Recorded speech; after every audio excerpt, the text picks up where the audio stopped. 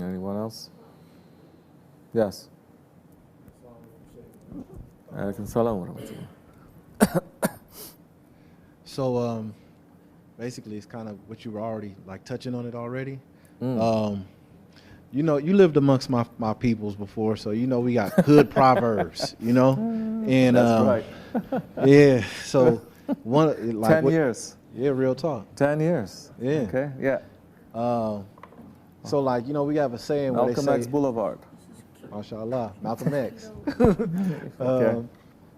It's like a saying, what you were just talking about a little bit, like an ounce of loyalty is better than a pound of love. You feel me? That's And word. Yeah, big real talk. Yeah. Yeah. And yeah. it makes me. It makes. I was listening to what you were saying. Yes. And it's like sometimes I'm sure you feel me on maybe on this too, Shaykh, but sometimes you love a thing that's bad for you. Yes. You know, and like, you know, it looks good, but it's Right, not right. wifey material. Right. Like, you know, dunya is all bad for you, but Right. you still love it. Yeah. You know what I'm saying? Yeah. And it's like, you really can't trust yourself with dunya. So it's one of those Exactly. type of situations where it's like, why is it that a person will be guided? They'll have this love, but they won't be loyal. Or they'll do like shaitan. They'll have all of these years of these acts of worship. that love in reality, Yeah. that love is self-serving. It's for the ego. That love is not for the object. That love is disloyal because that love, you know, the saying, they love to be in love. It's not about the obligations of love. There is a shariat of love. It's not about the tariqat of love. And within the tariqat of love, there is a shariat of love that is higher than the first shariat. You understand? Yes, sir.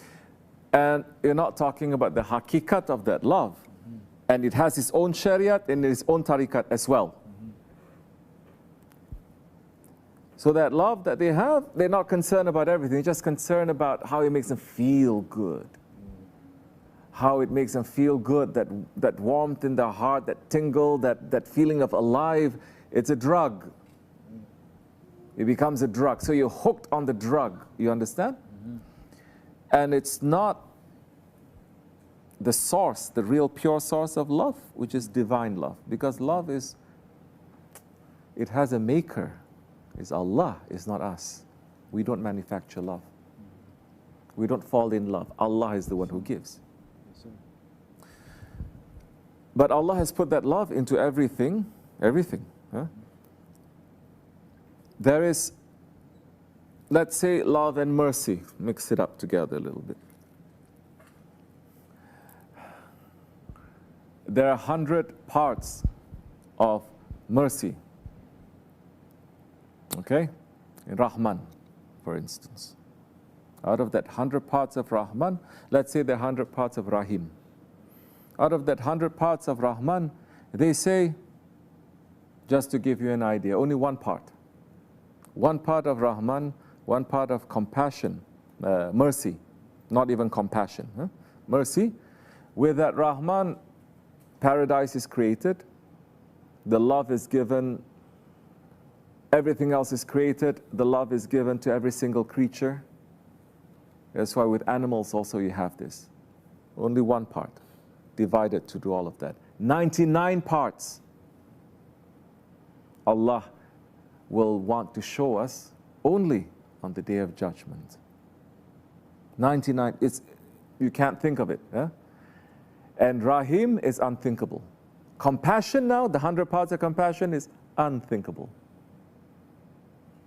It is the greatness of Allah, Allahu Akbar. So now,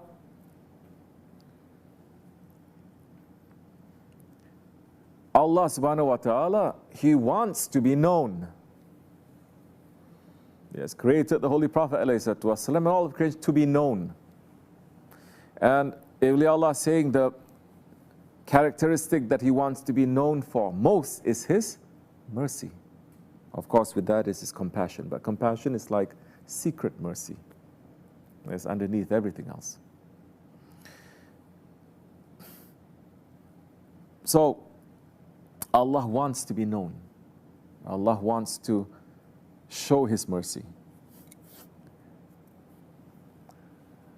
Everything is coming from Him. And everything in reality is going back to Him. So now you cannot claim that it belongs to you. We all have that love. But because we are living here in this world, there is also a love of this world. As Allah is the one who sees, yes? But because we live in this world, He has given us from that attribute, not everything, little thing, but to see, and to see only in this world. What the Ahli Tasawwuf are doing is to open the eye of the heart. Don't mix up with third eye, blind melon thing. No. It is from the heart, you understand? So now you look with a different eye now, the eye from the heart. And we are trying to do that while we are here in this world where the eye is this physical eye to see. Now we're trying to see from here. It is possible. Now from here to open the eye of the heart and everything else, it is possible. For those who are seeking things to see other than this eye, you'll find. What are we trained to see first? In this way. What are we trained to understand, to see, to witness, to experience first? What is it? Our ego. Not very glamorous, is it? But it is the truth. First you see the ego, you understand, control it, everything else will open now. Because it is the ego that is covering everything. It is the nafs that covers everything. So,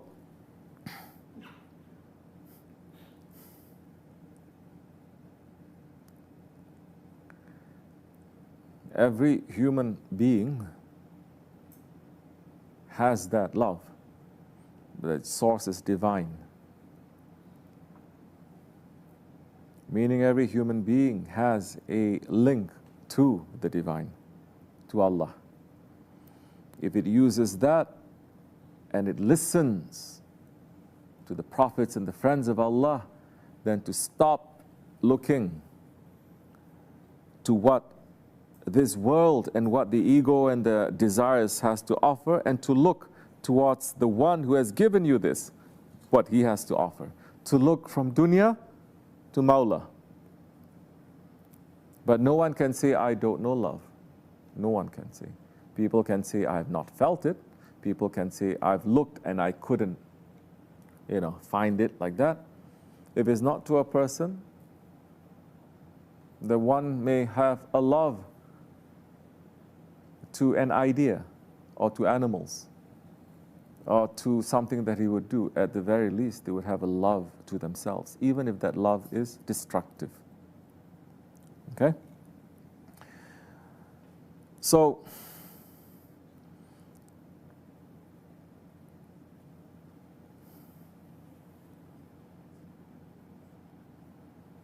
we are not without guidance. As Shaykh Efendi says, even if Allah did not send any prophets, and no books and no saints, we have aql. And that aql is going to say, you cannot love. Because love, in reality, it is submission and beyond. It is submission and perishan. You understand? Non-existence. You don't exist. It's not only submission, but saying, I don't exist, only you exist. But that paradox is, you as a drop of water falls into an ocean, he disappears. He's no longer that drop, but he's part of that ocean. This is not to say that you're going to become part of Allah, you understand?